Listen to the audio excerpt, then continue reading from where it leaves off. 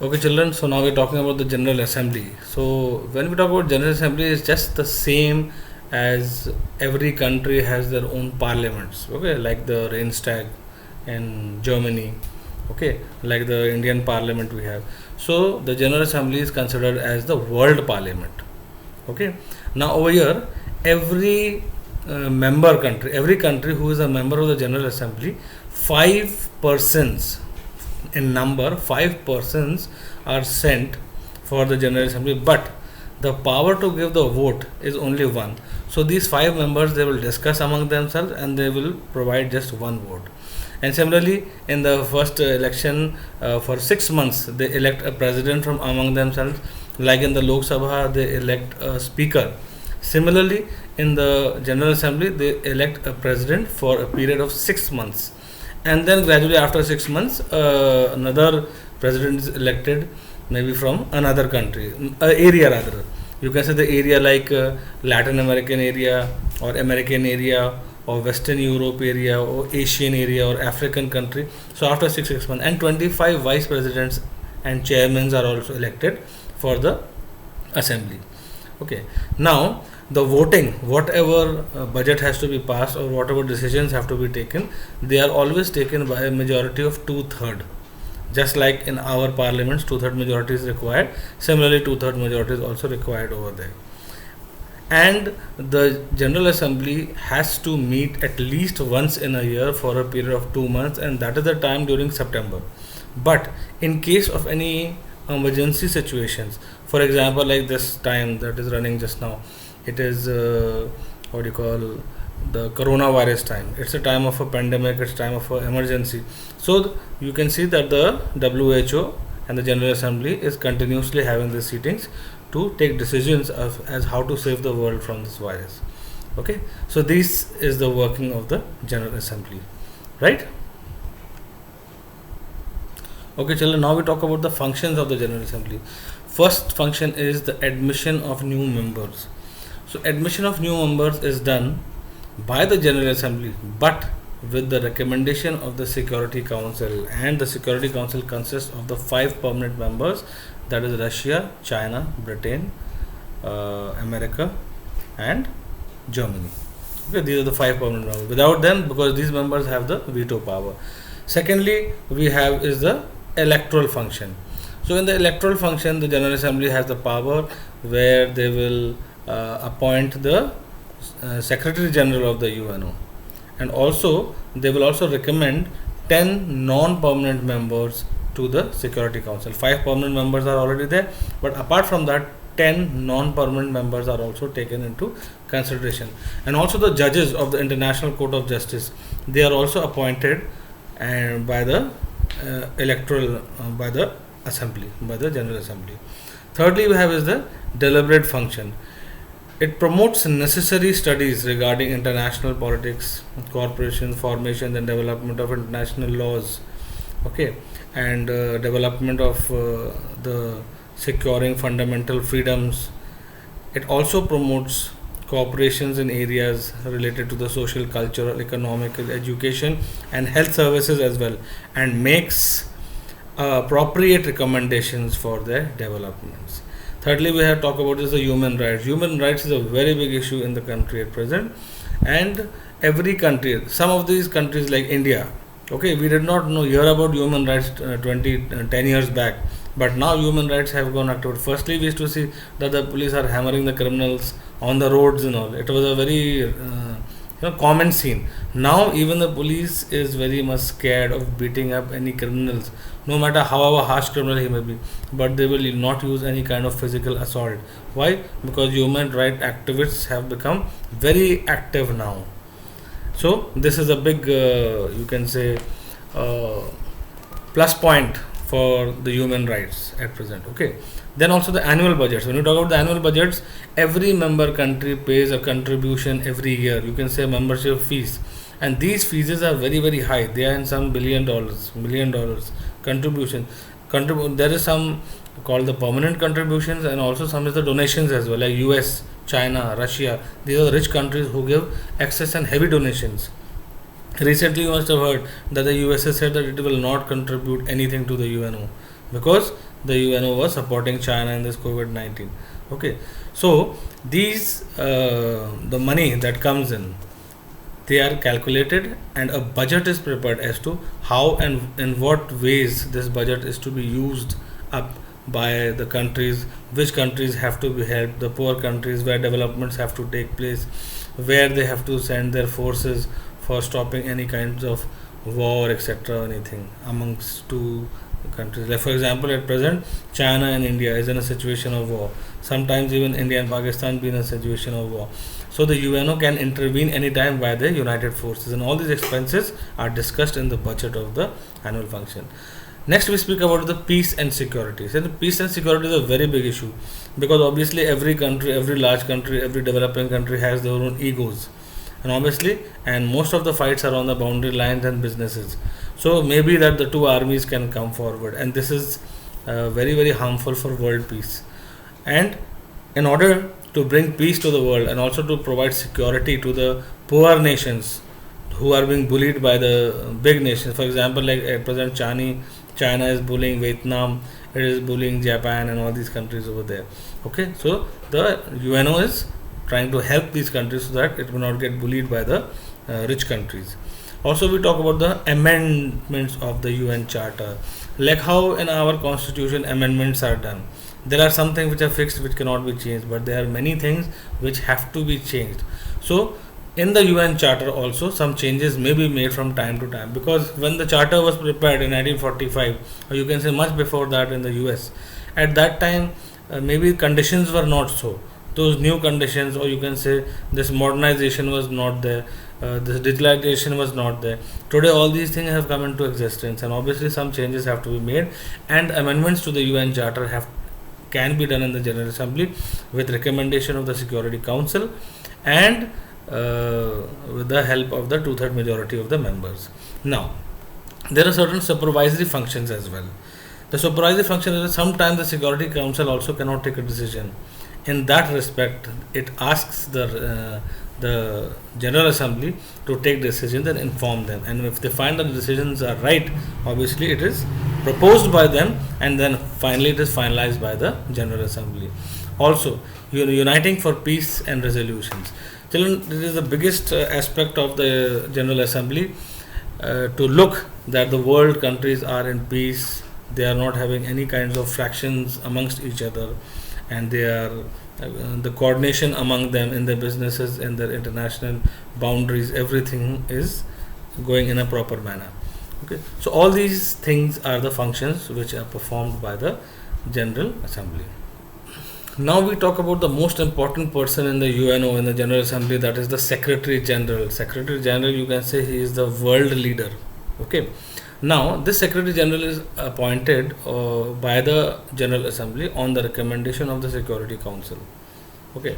Now the work of this thing, he is appointed for a term of 5 years. Okay, and it may be re-elected also. He can be re-elected also. He is the Chief Administrative Officer of the UNO. He prepares agendas for the meeting, and he even proposes certain rules and regulations. He is the de facto spokesman and the leader of the United Nations. He is the person who helps and proposes the maintenance of international peace and security around the world. He even prepares the annual budgets. Okay, he records the minutes of the meetings, and he informs the Security Council and the other world leaders about the functions that are going on. So these are the main works of the Secretary General.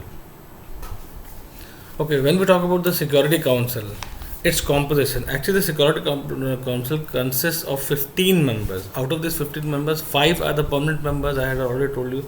And these permanent members are the USA, the UK means Great Britain, France, Russia, China. These are the 5 permanent members which can never be removed. And also, they are called the 5 bullies of the UNO. Apart from these, there are 10 non-permanent members also, and these non-permanents are elected by the General Assembly, and they have certain areas from where they are selected. Like for example, first area is the Afro-Asian countries. Okay, so 5 members are taken from there. In the Latin American countries, 2 members are taken from there. The Western European and the other countries, 2 members are taken, and in East European countries, 1 member is taken, and these members can rotate, continuously. So these are the 10 non-permanent members which are taken. Okay, then the presidency of the council rotates monthly according to the English alphabetical list of its member states. No country can be elected as a member immediately on the expiry of its term. Means one person, if he is a member, he cannot be re-elected. He has to wait for another 5 to 10 years. Thereafter, he can get a re-election. Now, the decisions in the Security Council are taken by the majority. Each member of the Security Council has one vote. Decisions, no procedure matters are made by the affirmative vote of 9 members. On this matter, it shall be made by the affirmative vote of 9 members, including the 5 permanent members. But if any permanent member exercises veto on a decision of, suppose if any decision has to be taken, 4 permanent members and the 10 non-permanent members have given their decisions as yes. But if one of the permanent members, any one, uses his veto power, then that decision is null and void. So this is the power of the veto power of the 5 permanent members which has to be there, which is there. Now the council is powerless to act in the face of the veto. Abstention born from voting by the permanent members does not amount to a negative voting. The meeting of the Security Council are held once a month. In emergencies, the meetings can be held whenever the whenever the meeting is called. Okay. Then there are certain functions of the Security Council. Okay, functions in the next slide. Okay, children. So when we talk about the functions of the Security Council, what are the main functions? So function of the Security Council, actually the Security Council meeting is at the UN headquarters in New York always. Okay. And the foremost representative to maintain international peace and security to entrusted to the Security Council. It makes use of the following measures. First of all, it makes peacemaking methods, peacekeeping operations also are held by them, and by various resolutions and declarations on peace. Example, like for example in 1965, declaration on inadmissibility of intervention in domestic affairs of states are the protection of the independence, and in 1981 declaration of the prevention of nuclear catastrophe was taken. In 1984 declaration of the rights of people to peace. Okay, these kind of decisions were taken by them in order to in order to bring peace to the world. Also, in the discharge of its responsibility, the Security Council can do the following. It can investigate disputes among nations and recommend ways and means for peaceful settlements through negotiations, mediations, arbitrary and judicial settlements. Secondly, it notes an act of aggression and recommends action to be taken. It can impose an embargo, any stoppage of trade. It has the power that if any country is not listening to the Security Council on any affairs, they can stop the other countries from doing any kind of businesses with that country. And this is a very big issue nowadays. Like at present, you can see that most of the countries, they are stopping the businesses with China. They are bringing back their companies from China. Okay, this is why, because it is not giving information to the UNO, right? Also, then it can order military actions against an aggressive nation. Such actions may include operations by air, sea and land forces as well, supplied by the member nation. It can also recommend to the General Assembly to expel a state from the membership of the UNO in case of ceasefire is ordered and agreed by the nations. A UN peacekeeping force consisting of troops from member states may be sent to the troubled area. For example, like in Afghanistan, recently last time Saddam Hussein, Iraq, there also forces were sent. Also, the Security Council, it elects the judges of the International Court of Justice joint with the General Assembly. It recommends the name of a person for appointment in the Security and the Secretary General for the UNO. It also recommends to the General Assembly the admission of new members to the UNO. These are some of the important functions. Also, the Security Council also exercises the trusteeship functions of the UN in strategic areas related to political, economical, and social matters. Okay. Now, while the other organs of the UN make recommendations to the government, the Security Council also has the power to take decisions which member states are obliged to carry out. Okay, so these are some of the important functions that are held by the Security Council. So now we talk about the International Court of Justice, children. This is, you can say, it's a court higher than the Supreme Courts of all the other countries. Okay, so the International Court of Justice, it started its work in 1946 when it replaced the Permanent Court of the International Justice, which had functioned in the peace places since 1922. The International Court of Justice consists of 15 judges. The Security Council and General Assembly each separately choose 15 judges. Then they are elected jointly by the majority vote. The term is of 9 years, with 1/3 judges retiring after every 3 years. Just like we have in our Rajya Sabha, no? That the Rajya Sabha members have a jurisdiction of 6 years, and each member after every 2 years 1/3 members get retired. Similarly, over here also 1/3 judges retire after every 3 years. So no two judges should belong to one country. It's not that one country 2 judges are there. No, from one country only one judge can be taken into consideration. Okay. Now, if 2 persons of the same nationality are chosen, only the elder one becomes the member. The court also elects its president and vice president for 3-year term, who can be re-elected later on.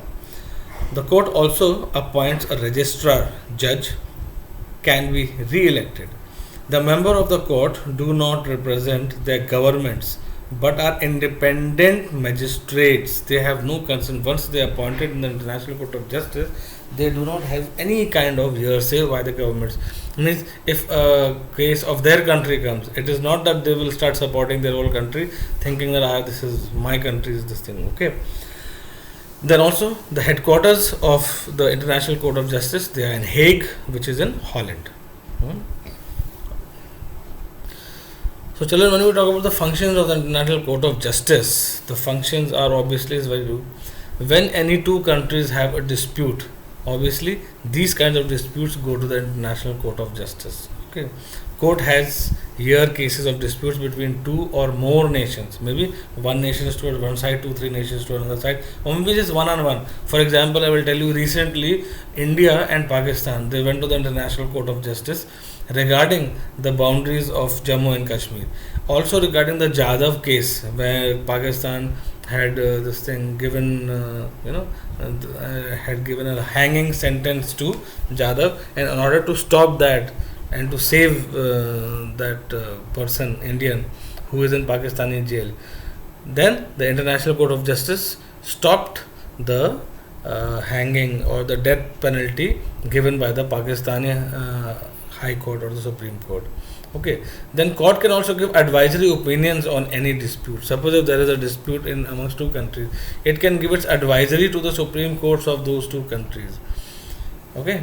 Then the General Assembly, the Security Council, and the UN organs and agencies may ask the International Court of Justice for their advisory opinions on any dispute. Legal questions within the scope of their activity since 1946, the court has given 24 advisory opinions, but it is not recommended that whether the Security Council or the Assembly may accept it. Okay, they can take the advice, if they like it, take it or leave it. Okay, then the codified the international law by thoroughly examining international conventions, customs, judiciary decisions, and by the general principles of law. It evolves the procedures of peaceful settlements, and recommends the term of settlements of any stage of settlement in the disputes. Also, each country is obliged to comply within the decisions of the ICJ. The disputes are related to the matter such as the aerial incidences, fishing rights, asylum given by governments to the foreigners who left their country. If any party fails to fulfill its obligation, then the Security Council can be approached. which can decide about the measures to be taken to enforce the decisions of the ICJ.